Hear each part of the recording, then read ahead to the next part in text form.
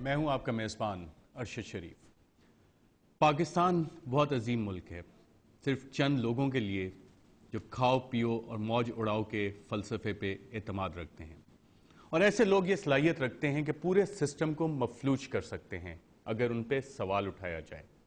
جی ہاں، ہم بات کر رہے ہیں NICL اسکیم کی، جس میں چودھری مونس الہی پہ انویسٹیگیشنز ہو رہی تھیں، اور ایک افسر FIA کا جس کو سپریم کورٹ نے بھی کہا کہ وہ دیانتداری سے کام کر رہا تھا، اس کو لگایا گیا، ہٹایا گیا اور پھر اسے سسپینڈ بھی کر دیا گیا۔ آخر یہ سب کچھ کیوں ہو رہا ہے؟ NICL کیس میں کیا ڈیٹیلز ہیں، اس کی تفصیلات بتا رہے ہیں ہمارے نمائندے عبدالشکور خان۔ شکور ہے، ہمارے ناظرین کے بیک گراؤنڈ کے لیے اگر آپ ہمیں بتا سکیں کہ NICL کیس کب شروع ہوا، کیا اس کی تفصیلات ہیں اور اب کس سٹیج پہ پہنچا ہے؟ جی Arshad, national insurance corporation limited وزارت تجارت، وفاقی وزارت تجارت کا ایک ماتحت ایک ذیلی ادارہ ہے، اور اس کے اندر جب یہ حکومت آئی تو اس کا جو چیئرمین ہے وہ ایاز خان نیازی نام کے ایک شخص کو لگایا گیا، جو بعد میں پتہ یہ چلا کہ اس کمپنی نے جو پیسے ان کے پاس تھے اس کے ذریعے، اور پبلک منی جو تھی اس کے ذریعے اس کے ذریعے لاہور، دبئی اور کراچی کے اندر مہنگے داموں زمینیں خریدی گئیں۔ اس کے اندر مختلف لوگ انوالو تھے، بااثر لوگ انوالو تھے، اور وہ بات بعد میں جب اس حوالے سے خبریں آنا شروع ہوئی تو سپریم کورٹ نے سو موٹو ایکشن لیا، اور پھر ڈائریکٹر جس آفیسر کی آپ نے بات کی ہے، ظفر احمد قریشی کی، اس وقت لاہور میں ڈائریکٹر FIA تھے، اور جو پہلا مقدمہ انہوں نے درج کیا وہ 12 اپریل 2010 کو درج کیا گیا تھا، اور اس کے بعد اس سلسلے میں گرفتاریاں ہوتی رہیں، اور تقریباً 12 ملزمان اس مقدمے میں گرفتار کیے گئے، جن میں سے 3 جو ہے وہ اس وقت ضمانت پر ہیں۔ ان میں ایک انتہائی بااثر ملزم جو ہے وہ اس وقت ضمانت پر ہیں۔ سابق وفاقی وزیر اور جنرل مشرف جو سابق ڈکٹیٹر تھے، ان کے انتہائی قریبی ساتھی تھے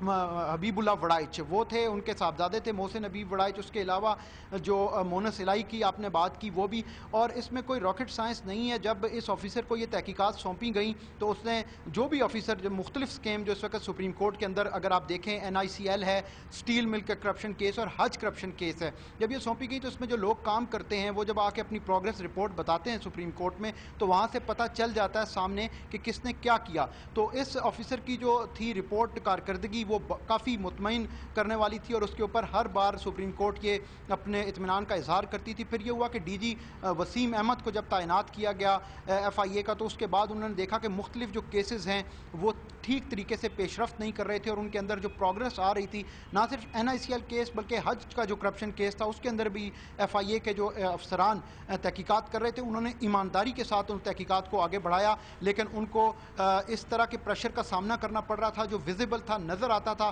پھر یہ ہوتا تھا کہ کورٹ بھی بعض دفعہ ان سے ناراض ہوتی تھی، اور وہ جب آف دا ریکارڈ ہم سے باہر آ کر بات کرتے تھے تو وہ یہی کہتے تھے کہ ہم 2 ہاتھیوں میں پھنس گئے ہیں، ہم کہاں پر جائیں، کیا کریں، کیونکہ کسی بھی ایماندار آفیسر سے تعریف تو سپریم کورٹ کرتی ہے، لیکن ابھی تک ایسا کوئی آرڈر پاس نہیں کیا گیا جس کی وجہ سے یہ جو بیوروکریسی ہے اس کو کوئی تحفظ مل سکے۔ اور بہت سے اور بھی ارشد میں آپ کو بتاتا چلوں، ظفر احمد قریشی یقیناً ایک سمبل ہیں، لیکن اور بھی بہت سے ایسے آفیسر ہیں جو ایمانداری کے ساتھ کام کرتے ہیں، لیکن اپنا تحفظ نہ ہونے کی وجہ سے وہ شاید وہ قدم نہیں لیتے۔ اور جیسا کہ حج کرپشن کیس کے جو افسران تھے اس کے اندر حسین اصغر تھے، جاوید بخاری تھے، انہوں نے پھر بعد میں اس سے خود کو اس جو کیس کی تحقیقات تھی اسے الگ کر لیا، حالانکہ وہ بہت اچھی پیش رفت کر رہے تھے، لیکن اس کی وجہ یہ تھی کہ انہیں کہیں بھی تحفظ اپنا نظر نہیں آ رہا تھا۔ لیکن شکور، اس کیس کی ٹوٹل مالیت کتنی ہے؟ جی، یہ 18 ارب روپے کی کرپشن کا کیس ہے وظاہر، اور اس کے اندر ابھی تک جو ظفر قریشی نے اس کے اندر ریکوری کی تھی جو کیش کی شکل میں تھی وہ 1.74 بلین روپیز، 1 ارب 74 کروڑ روپے تھے، جو کہ ایک بہت بڑی رقم ہے۔ اور یہ اور پھر یہ ہوا کہ ان کو جب یہ اربوں روپے کس کے اکاؤنٹس میں ٹرانسفر ہوئے تھے؟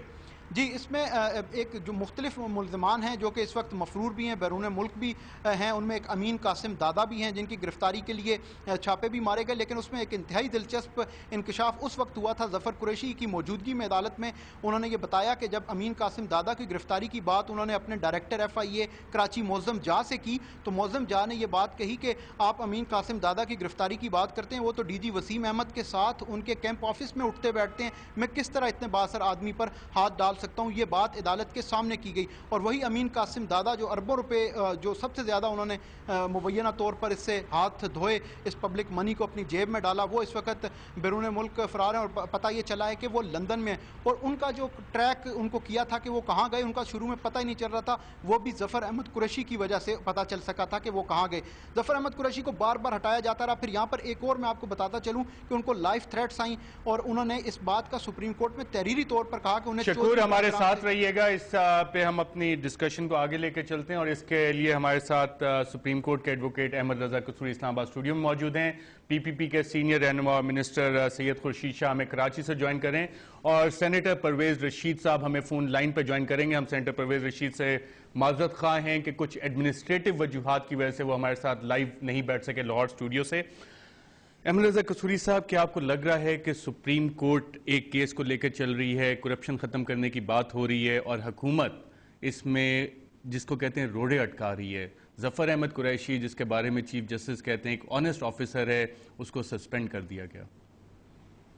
دیکھیں، بات یہ ہے کہ اگر پیپلز پارٹی کا آپ ٹریک ریکارڈ دیکھیں تو سٹارٹنگ فرام 16 دسمبر 2009 جبکہ سپریم کورٹ نے این آر او کو کالعدم ڈکلیئر کر دیا، تو اس وقت سپریم کورٹ نے ایک ڈائریکشن دی کہ جہاں سے سوئس کیسز کا اختتام ہوا تھا این آر او کے وجود کی وجہ سے، اور اب جب کہ این آر او ختم ہو گیا ہے، کالعدم قرار دے دیا گیا ہے، اسی پوائنٹ سے اس کو دوبارہ سے ان مقدموں کو سٹارٹ کیا جائے۔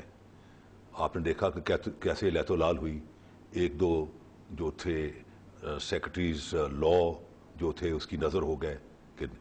ایک اٹارنی جنرل کو جانا پڑا، اور کسی تماشا بنا رہا، اور آج تک اس ڈائریکشن کو ان لیٹر اینڈ اسپرٹ فالو نہیں کیا گیا۔ حالانکہ under article 190 of the constitution جو انتظامیہ ہے اور اس کے تمام اداروں کی یہ آئینی ذمہ داری ہے کہ کورٹ کی جو ڈائریکشن یا آرڈرز ہیں اس کو من اور ان اس کو امپلیمنٹ کیا جائے۔ سینیٹر پرویز رشید صاحب، کیا وجہ ہے کہ حکومت سپریم کورٹ کی ڈائریکٹیوز امپلیمنٹ نہیں کرنے دے رہی اور ظفر قریشی کو سسپینڈ کر دیا گیا؟ کیسے دیکھتے ہیں آپ؟ ارشد، میں یہ جو بات کہنا چاہتا ہوں یہ ہے کہ پاکستان میں گو کہ بہت زیادہ مایوسی ہے لوگوں میں، اور بہت زیادہ بے چینی اور بے اطمینانی ہے، اور ہر طرف ہمیں برا ہی برا نظر آتا ہے، کچھ اچھا ہوتا نظر نہیں آتا۔ لیکن یہ ایک ایسا واقعہ پاکستان میں رونما ہو رہا ہے جس سے امید کی کرن جو ہے وہ بھی ہمیں دکھائی دیتی ہے۔ دیکھیے، ہماری 60 سال کی تاریخ یہ تھی کہ سرکاری ملازمین جو ہیں، اور خاص طور پر ایف آئی اے کے لوگ اور پولیس کے لوگ، تفتیشی ایجنسیوں کے لوگ، وہ حکومتوں کے کہنے پہ اپنے سیاسی مخالفین کو تنگ کرتے تھے، انہیں بے گناہ پکڑتے تھے اور حکومتوں سے انعام و اکرام حاصل کرتے تھے۔ پہلی دفعہ پاکستان میں ایک ایسا افسر ہے، ایک ایسے افسر نے جنم لیا ہے جو حکومت کے عذاب کا اور عطاب کا نشانہ بن رہا ہے، لیکن وہ اپنے قدموں پر کھڑا ہے اور اپنی فرائض کو انتہائی ایمانداری سے سر انجام دے رہا ہے۔ تو یہ پاکستان کی سوسائٹی کے لیے تو ایک بڑی اچھی خبر ہے کہ پاکستان میں بھی اب ایسی مثالیں پیدا ہونا شروع ہو گئیں کہ لوگ حکومت کے سامنے دبتے نہیں، جھکتے نہیں، اور قانون کے مطابق اپنا فرض پورا کرتے ہیں۔ تو اس لحاظ سے یہ ایک بڑی پازیٹیو چیز ہے۔ جہاں تک حکومت کے عمال کا ہے تو ان کا ٹریک ریکارڈ پورا موجود ہے اس قسم کا کہ اول تو وہ کسی کو سزا نہیں ہونے دیتے، اور اگر کسی کو سزا ہو جاتی ہے تو اس کی سزا کو معاف کر دیا جاتا ہے۔ تو میری تجویز ابھی بھی ان کے لیے یہی ہے کہ آپ کیوں ایک اچھے افسر کو تنگ کرتے ہیں اور اس کو اپنا فرض پورا نہیں کرنے دے رہے، اسے اپنا فرض پورا کرنے دیجیے گا۔ پھر صدر صاحب کے پاس اختیار ہے، وہ یک جنبش قلم سزا معاف کر دیں۔ باپ بیٹے کو تو وزیر انہوں نے بنا لیا ہوا ہے، چچا کو بھی وزیر بنا لیا ہوا ہے، یہ آئے گا اس کے گلے میں بھی پھولوں کے ہار ڈالیں گے، اس کو بھی وزیر بنا ڈالیں گے۔ رائٹ سینیٹر پرویز رشید صاحب، ہم پروگرام میں آگے چل کے یہ بھی پوچھیں گے آخر ظفر قریشی سے حکومت کو خطرہ کیا ہے، یا چودھری برادران حکومت کو کس طرح سے پریشرائز کر رہے ہیں، اور سپریم کورٹ اور ایگزیکٹو کے جو تعلقات ہیں وہ کس سمت میں جا رہے ہیں؟ یہاں پہ ناظرین ہم ایک وقفہ لیں گے اور وقفے کے بعد دوبارہ حاضر ہوتے ہیں۔